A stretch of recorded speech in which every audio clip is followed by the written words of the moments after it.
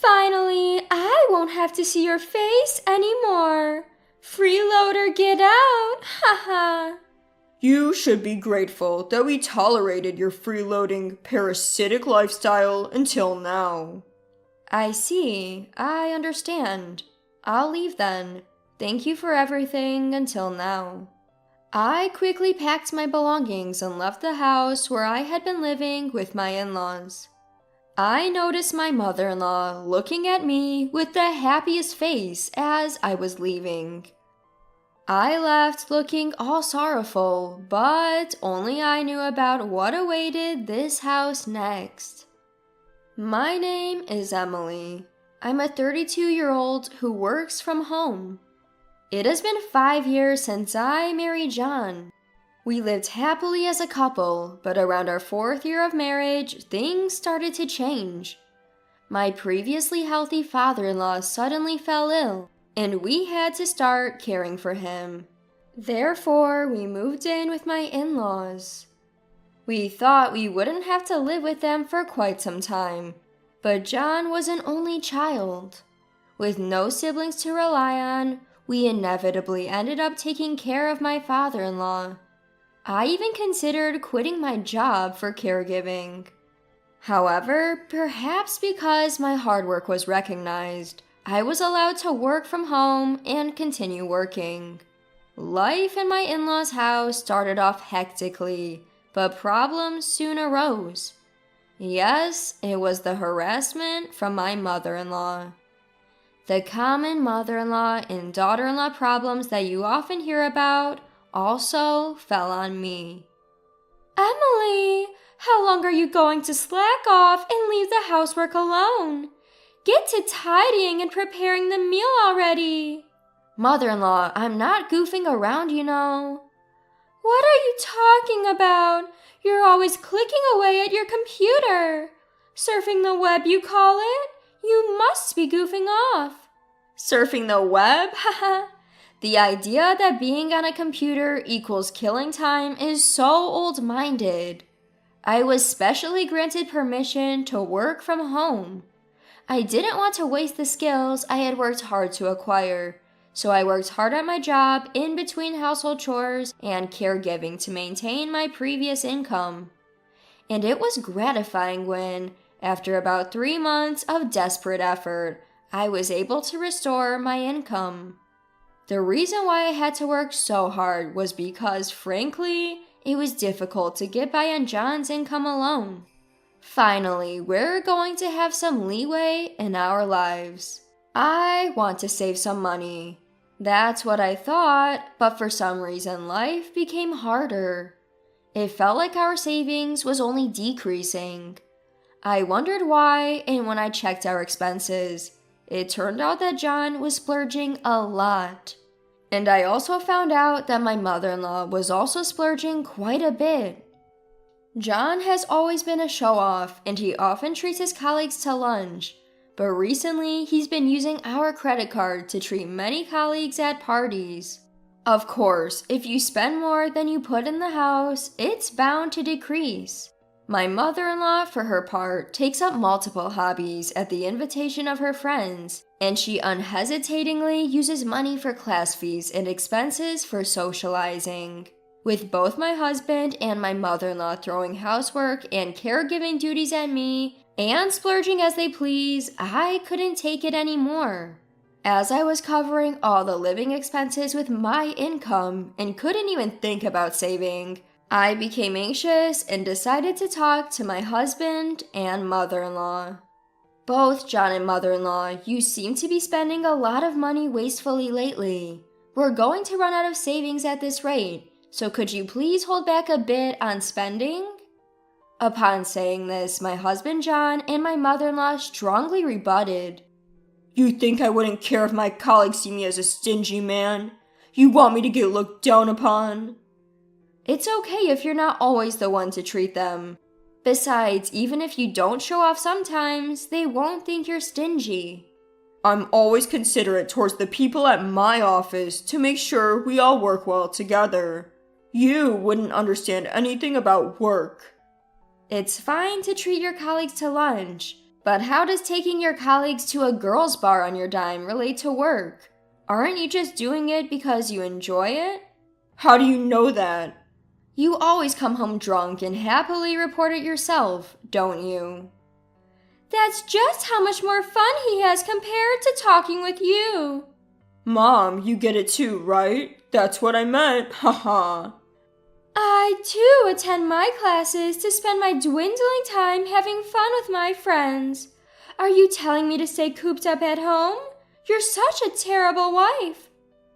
There's no reason for you, who don't even earn a cent and only do housework, to tell me what to do. Really, what is she thinking?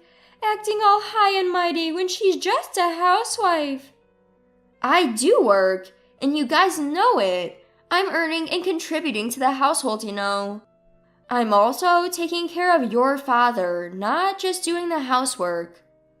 Don't lie. My mom takes care of my dad, and since you're not even going to the office, you're not earning much, are you? Who the hell do you think you are? Getting all cocky just because you work part-time. Stunned, I was at a loss for words. It seems like this mother-son duo really didn't understand that I was truly working and taking care of the house and father-in-law, all while earning. Moreover, my mother-in-law seemed to have told John that she was the one taking care of my father-in-law, making me look like a lazy housewife. I considered leaving several times, but the reason I refrained was, of course, my father-in-law.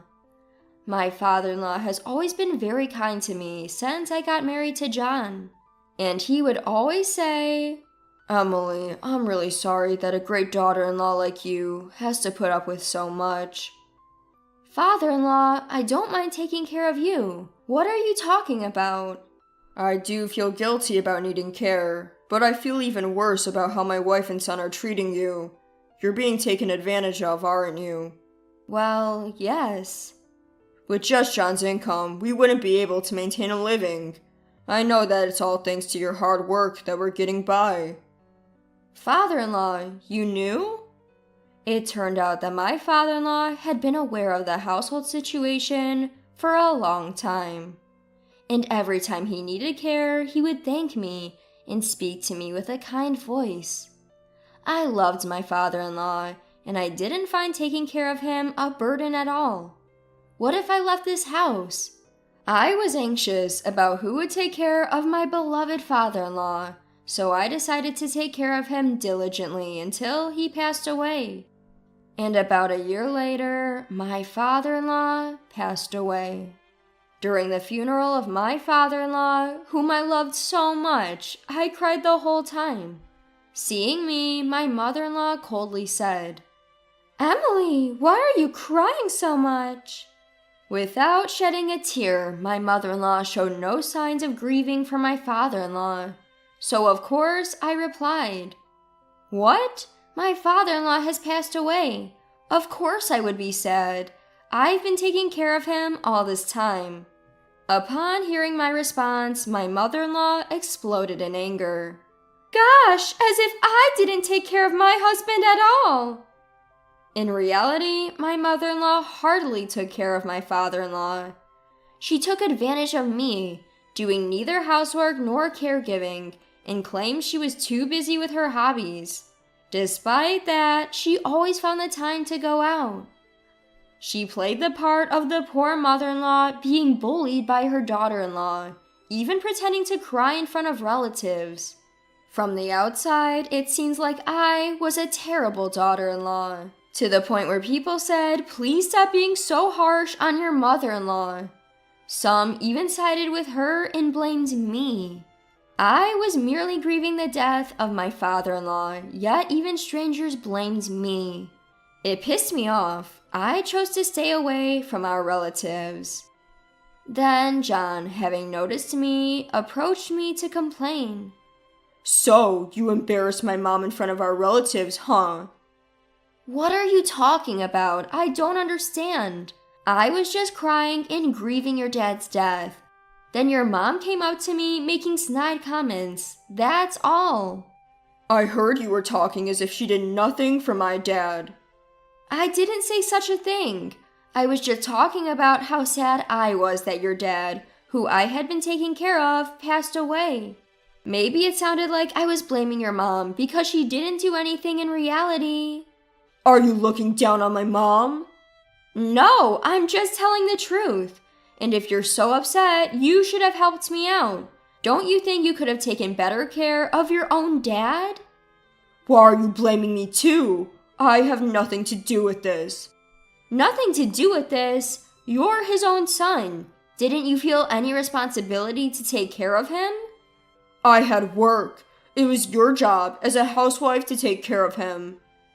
That makes no sense. I have work too, so that's unfair.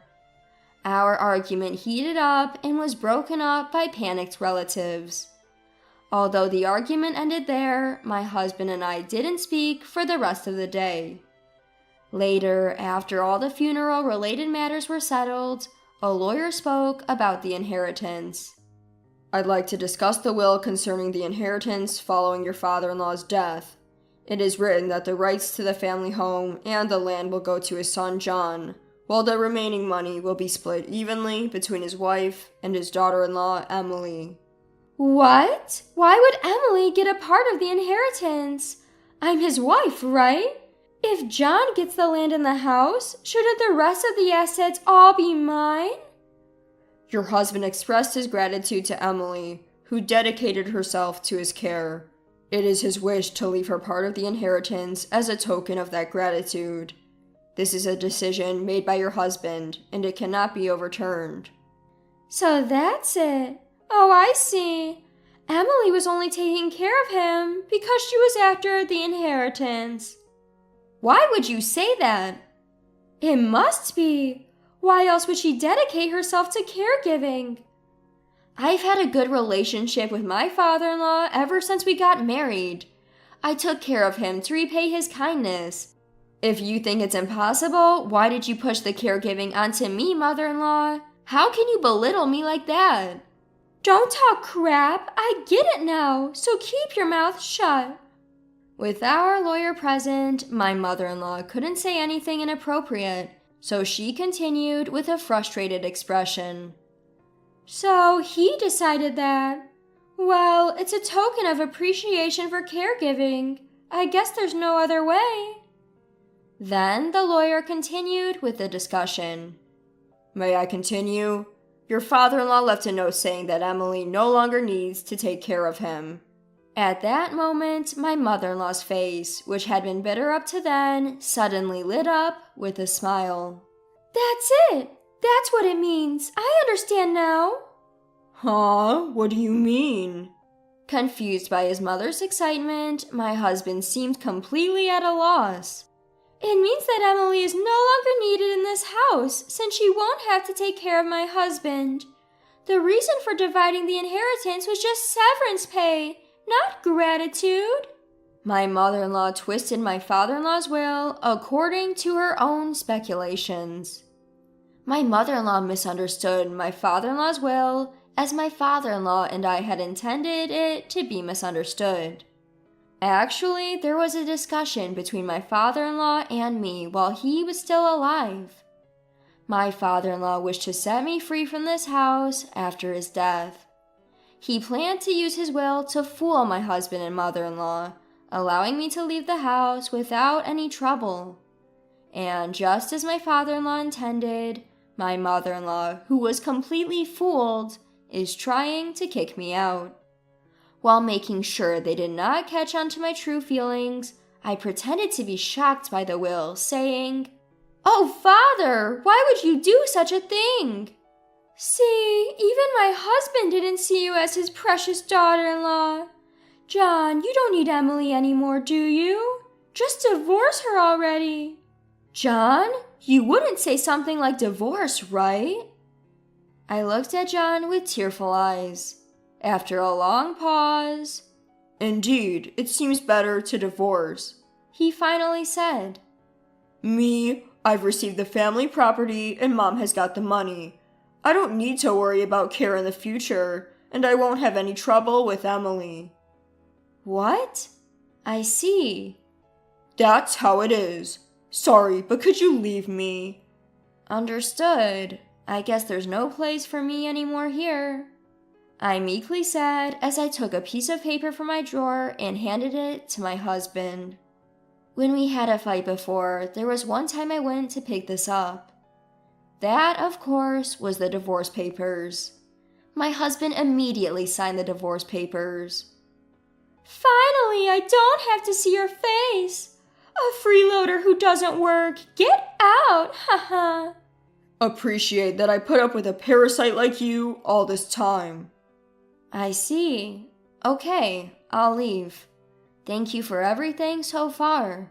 Speaking of which, since the lawyer is here, I want to discuss. It's okay if there's no property division, right? I've received enough from my father-in-law's inheritance. That's right. How considerate of you, Emily. I've been able to live on my earnings. It would be brazen of you to want more. Well, you're right.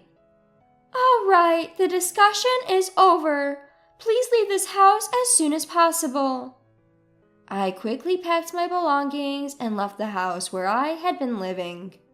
My mother-in-law was watching me leave with a joyous face beyond words, not knowing what awaited in this house. After leaving the in-laws' house, I immediately submitted the divorce papers to the city hall. Arriving at the apartment I had rented in advance, I shouted in the wide room alone. Yes, I've finally been set free! I'm free! I just couldn't help but yell.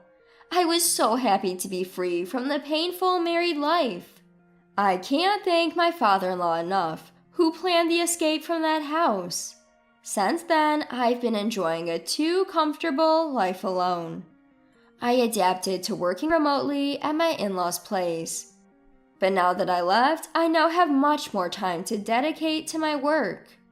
My income has increased due to that, and I'm able to live a luxurious life without being disturbed by anyone.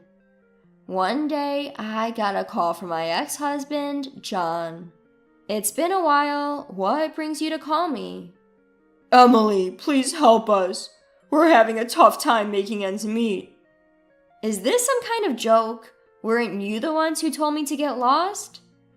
Even though we're getting the same salary as before, for some reason we don't have enough money. We can't live like this. Oh dear, haha, that does sound tough.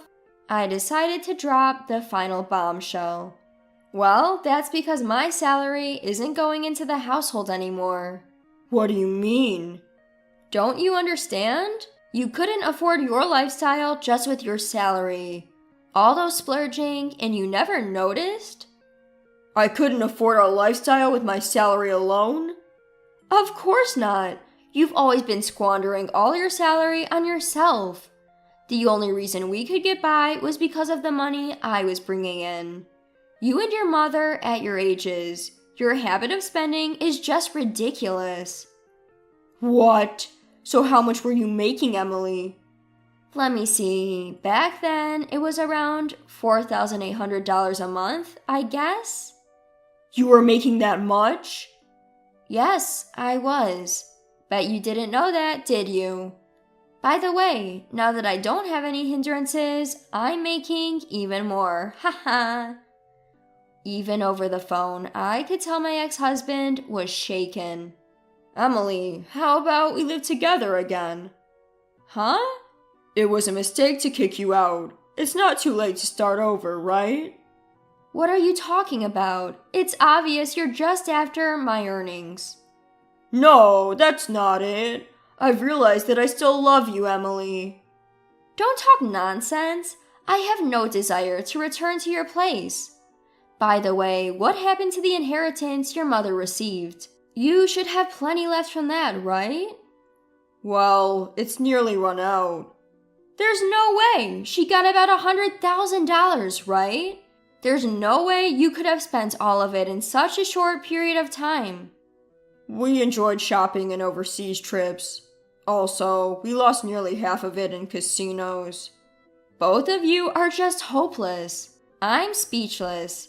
I'm a stranger now. I can't do anything about it, and I don't want to. But don't say such cold things. Help us. I don't care. I'm ending this call. Don't call me again. With that, I hung up the phone and immediately canceled the contract of his phone.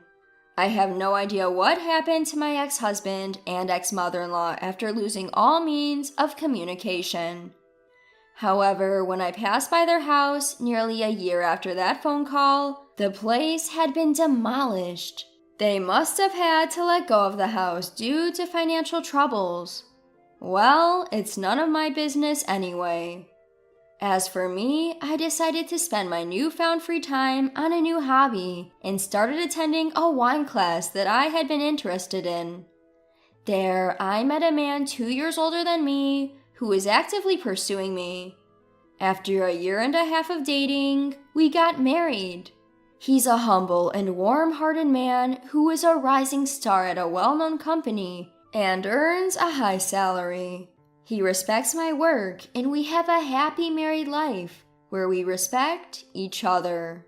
Lately, I've been thinking that perhaps this reward was a gift from my father-in-law.